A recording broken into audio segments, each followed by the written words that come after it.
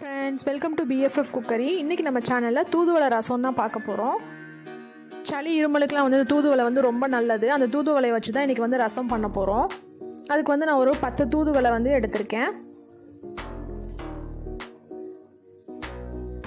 ஒரு 10ல இருந்து 15 இலைக்குள்ள எடுத்துக்கிட்டா போதும் ரசம் வைக்கிறதுக்கு, நிறைய தேவையில்ல. தூதுவளை பார்த்தீங்கன்னா இந்த மாதிரி தான் இருக்கும். இதோட பூ வந்து பர்பிள் கலரில் இருக்கும். ஸோ நான் தூதுவளை வந்து ஒரு 10 எடுத்திருக்கேன். ஸோ நம்ம ரசம் வைக்கிறதுக்கு என்னென்ன தேவைன்னு பார்த்துக்கலாம். பூண்டு வந்து இந்த மாதிரி எடுத்திருக்கேன், 1 எடுத்திருக்கேன் பூண்டு. அதை தான் இந்த மாதிரி உடச்சி வச்சுருக்கேன். புளி வந்து கரைச்சி வச்சுருக்கேன் ஒரு பவுலு. தாளிக்கிறதுக்கு வந்து கருவேப்பிலை, மிளகாய் வத்தல், அப்புறம் வந்து கடுகு எடுத்திருக்கேன். அப்புறம் வந்து தேவையான அளவு உப்பு எடுத்திருக்கேன். ரசத்துக்கு வந்து மசாலா அரைக்கிறதுக்கு மல்லி, சீரகம், மிளகு எடுத்திருக்கேன். அப்புறம் ஒரு 3 தக்காளி வந்து எடுத்திருக்கேன். அப்புறம் கொஞ்சமாக வந்து மஞ்சள் பொடியும் சாம்பார் பொடியும் எடுத்திருக்கேன். ரசத்தில் வந்து கொஞ்சமாக சாம்பார் பொடி ஆட் பண்ணி பாருங்கள், டேஸ்ட் வந்து ரொம்பவே சூப்பராக இருக்கும். அது மட்டும் இல்லை, எப்போவுமே வந்து நம்ம மிளகு சீரகம் தான் ரசத்துக்கு வந்து அரைப்போம். அதோட வந்து கொஞ்சமாக மல்லியும் சேர்த்து அரைச்சி ரசம் வச்சு பாருங்கள், ரொம்பவே டேஸ்ட் வந்து சூப்பராக இருக்கும். இந்த மல்லி விதையும் சாம்பார் பொடியும் வந்து ரசத்துக்கு வந்து ஒரு நல்ல ஃப்ளேவர் கொடுக்கும். கண்டிப்பாக வந்து இந்த மாதிரி ஒரு ரசம் வச்சு பாருங்கள். நான் எப்போவுமே வந்து ரசம் இப்படி தான் வைப்பேன். அப்புறமா கொஞ்சமாக வந்து மல்லியில வந்து எடுத்து வச்சுருக்கேன் ரசத்துக்கு. இப்போ நம்ம ரசத்துக்கு வந்து மசாலா அரைச்சிக்கலாம். அதுக்கு ஒரு மிக்ஸி ஜாரில் நம்ம எல்லாத்தையும் வந்து ஆட் பண்ணிக்கலாம். மல்லி, மிளகு, சீரகம், அப்புறம் தூதுவளை, பூண்டு எல்லாத்தையுமே வந்து நம்ம ஆட் பண்ணிக்கலாம். நம்ம தூதுவளையும் இதோட போட்டு அரைச்சிக்கலாம்.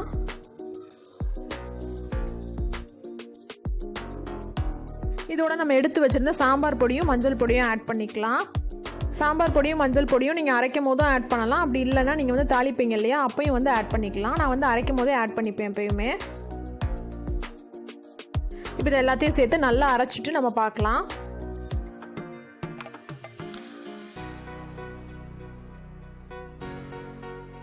இப்போ ரசத்துக்கு வந்து மசாலா வந்து நம்ம அரைச்சி எடுத்தாச்சு. பாருங்கள், ரசத்துக்கு வந்து மசாலா வந்து ரெடி. தூதுவளை எல்லாம் நல்லா வந்து அரைச்சிருச்சு.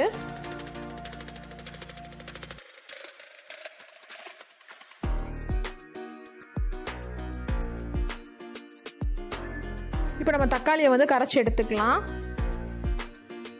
தக்காளியை வந்து கை வச்சு தான் நான் கரைச்சி எடுத்துக்க போகிறேன், தண்ணி ஆட் பண்ணி. நீங்கள் கையை வச்சு கரைக்கிறதுக்கு பதிலாக மிக்சியில் அடிச்சுக்கலாம் அப்படின்னு சில பேர் நினைக்கலாம். அது வந்து நல்லா இருக்காது. மிக்சியில் அடித்தா அது டேஸ்ட்டே வந்து வேறு மாதிரி ஆயிடும் ரசம். ஸோ கையை வச்சே கரைச்சி எடுத்துக்கோங்க தக்காளியை.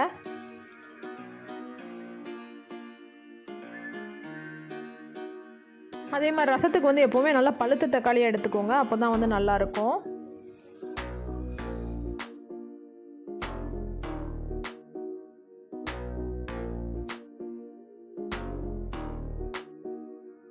இந்த மாதிரி கை வச்சு தக்காளியை வந்து நல்லா வந்து கரைச்சி விட்டுக்கலாம். ஸோ நல்லா கரைச்சி விட்டதுக்கப்புறமா அந்த ஹார்ட் போர்ஷன், அப்புறமா வந்து தோல் இருக்கும் இல்லையா, அந்த போர்ஷன்லாம் வந்து நம்ம வந்து எடுத்துக்கலாம்.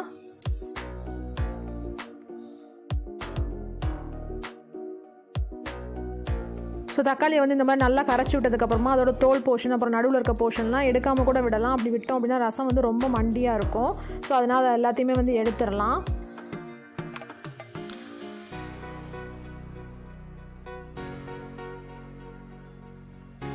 ரசம் வந்து ரொம்ப மண்டியாக இருந்தால் நல்லா இருக்காது. ஸோ பாருங்கள், இந்த மாதிரி வந்ததுக்கப்புறம் இதை வந்து புழிஞ்சு எடுத்துடலாம் வெளியில். ஸோ இதே மாதிரி கையை வச்சு தக்காளியை வந்து நல்லா கரைச்சி விட்டு எடுத்துக்கோங்க.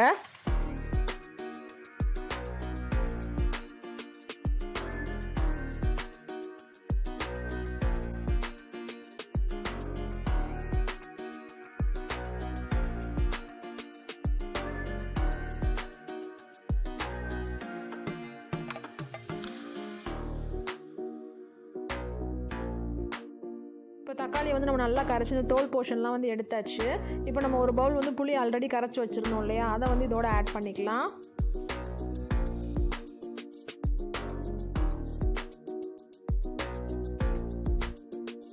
புளியை வந்து ஆட் பண்ணிவிட்டு இது ரெண்டையும் சேர்த்து நல்லா மிக்ஸ் பண்ணி விட்டுக்கோங்க.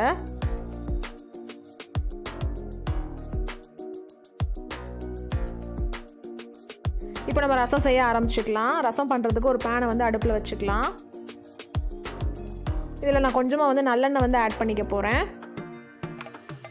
நான் வந்து நல்லெண்ணெய் யூஸ் பண்ணுறேன். நீங்கள் இதுக்கு பதிலாக கோல்டு வின்னர் இல்லை கடலெண்ணெய் கூட யூஸ் பண்ணலாம். இப்போ எண்ணெய் நல்லா சூடானதும் நம்ம தாளிக்கிற ஐட்டம்ஸ் எல்லாத்தையும் வந்து ஆட் பண்ணிக்கலாம். ஃபர்ஸ்ட் வெந்தயம் வந்து கொஞ்சமாக ஆட் பண்ணிக்கலாம். நான் எடுத்து வச்சிருந்த திங்ஸில் வந்து வெந்தயத்தையும் பெருங்காயத்தூளையும் சொல்ல மறந்துட்டேன். ஸோ வெந்தயத்தை வந்து ஆட் பண்ணிக்கலாம். வெந்தயம் வந்து நல்லா பொரிஞ்சு வந்ததுக்கப்புறம் கடுகு ஆட் பண்ணிக்கலாம்.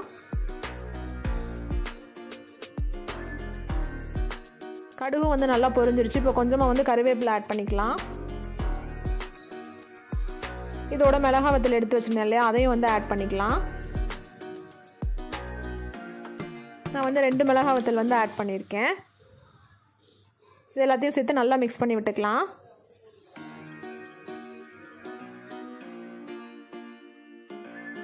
இதோட நம்ம அரைச்சி வச்சுருந்தோம் இல்லையா ரசத்துக்கு மசாலா, அதையும் வந்து நம்ம ஆட் பண்ணிக்கலாம்.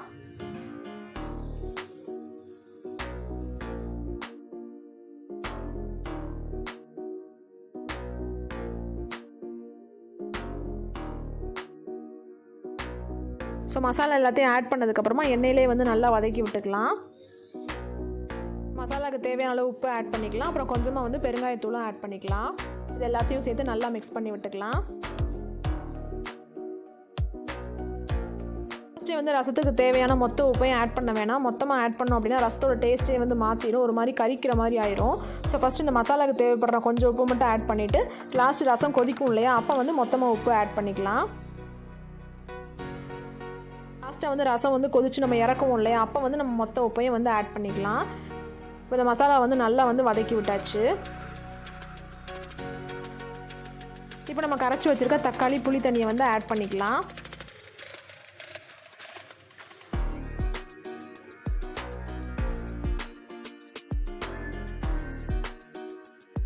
தக்காளி புளி தண்ணியை வந்து ஆட் பண்ணியாச்சு. நல்லா மிக்ஸ் பண்ணி விட்டுக்கலாம்.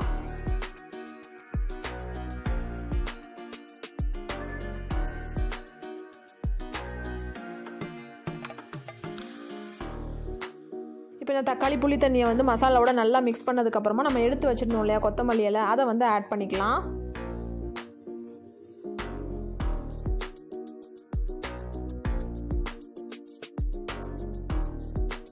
கொத்தமல்லி இலை மட்டும் இல்லை, கொத்தமல்லியோட தண்டையும் வந்து ரசத்தில் வந்து போடலாம். கொத்தமல்லி தண்டெல்லாம் வந்து நம்ம மற்ற ரெசிபீஸில் வந்து யூஸ் பண்ண முடியாது இல்லையா, ஸோ தண்டெல்லாம் வந்து நீங்கள் ரசத்துக்கு வந்து யூஸ் பண்ணலாம். அது ஒரு நல்ல ஃப்ளேவர் கொடுக்கும். ஸோ கொத்தமல்லி இலையும் வந்து நம்ம ஆட் பண்ணியாச்சு. இது எல்லாத்தையும் சேர்த்து நல்லா மிக்ஸ் பண்ணி விட்டுடலாம். இப்போ நம்ம ரசத்தை வந்து கொதிக்க விடலாம்.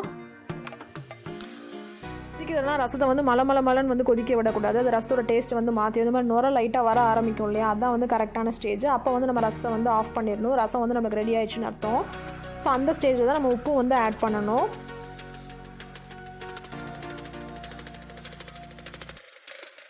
பாருங்கள், இந்த மாதிரி நுரையாக வர ஆரம்பிக்கும் போது நம்ம வந்து உப்பை ஆட் பண்ணிவிட்டு அப்படியே வந்து ஸ்டவ் ஆஃப் பண்ணிடலாம்.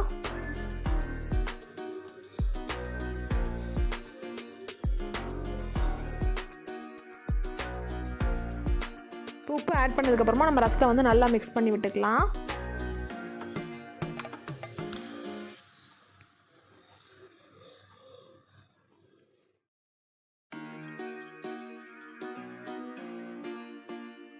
இப்போ நம்மளுக்கு தூதுவளை ரசம் வந்து சூப்பராக ரெடி ஆயிடுச்சு. வீக்லி ஒன்ஸ் இந்த மாதிரி தூதுவளை வச்சு ரசம் பண்ணி சாப்பிடுங்க. உடம்புக்கு வந்து ரொம்ப நல்லது. சளி இருமல் தொல்லை இருந்தால் கண்டிப்பாக வந்து போயிடும். குழந்தைங்க இருந்தால் கண்டிப்பாக பண்ணி கொடுங்க. சளி இருமல் தொந்தரவு வரவே வராது. இதே மாதிரி தூதுவளை ரசம் உங்கள் வீட்லேயும் ட்ரை பண்ணி பாருங்கள். ட்ரை பண்ணி பார்த்துட்டு எப்படி இருந்துச்சுன்ற ஃபீட்பேக் வந்து எனக்கு ஷேர் பண்ணுங்கள்.